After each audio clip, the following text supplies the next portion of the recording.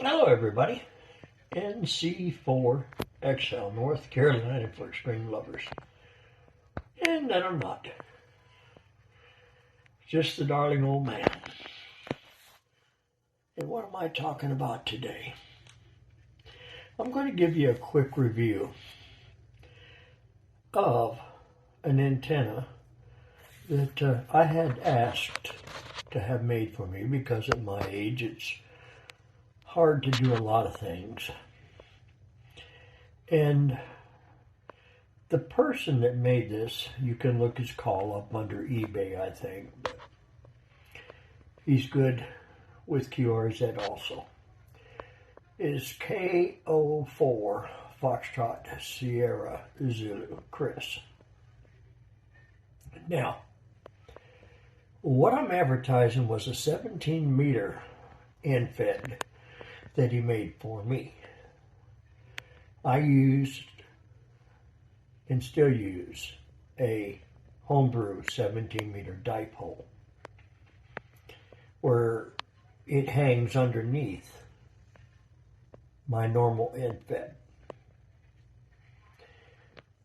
But that other leg of distance sometimes makes a difference on the coax side. So I got with Chris and he said I can do that. And he tuned it. Now, tuning, think of this. If you're going to get one from Chris and you strictly are on CW, then you need to get with Chris and have him tune it for the CW portion of the band. Okay? I had him tune it for a phone because I don't do much CW activity. Voila. Let's talk about the positives. A nice container that is solid, not flimsy, drop on the ground, break it type thing. The wire, and this is one of the biggest selling things for me. I'm going to compare it against a Vibraplex 10 through 40 EF quad, which I own 3 of them and I use. But the wire that he's using is so flexible, so smooth flowing, I'll call it, that allows you to deploy it relatively fast. And if you have to undeploy it because rain's coming or whatever, it wraps up real smooth on a winder, nice winder. Now, on my 17 meter, he put it on a winder for me, which fits in the palm of my hand. I didn't take a picture of it because it's still in the car, but I wanted to while I had a refresh memory of what the performance was. It's outstanding. I flipped the 891 over to the SWR meter, 1 to 1.5 or less. That's what my radio wants to see without a tuner. It is good quality, made in the USA by a USA ham operator. And it does not appear to be junk in no way, and I like that. I don't mind paying for things, but I want to get what I pay for. And I feel that if you're in the market for a 17 meter, then it'll meet your needs. But let's toot our horn a little about one other antenna he made for me. I have the 10 through 40. Against the Vibraplex, they're probably pretty darn close.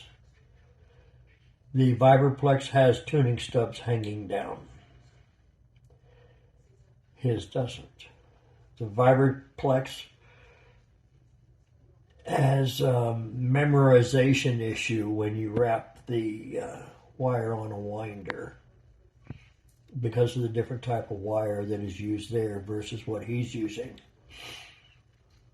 So far, I've had no issues whatsoever, and I'm running 80 watts. Again, the cost is less than the commercial ones, So if you're looking for a first antenna, something more affordable than going to some of our brick and mortar places, you could give it a shot there. I would recommend it. Either antenna, the 10 through 40 or the 17. Now, more than likely the 17 I'll keep consistent, because when I pull up the 10 through 40, underneath it is the 17.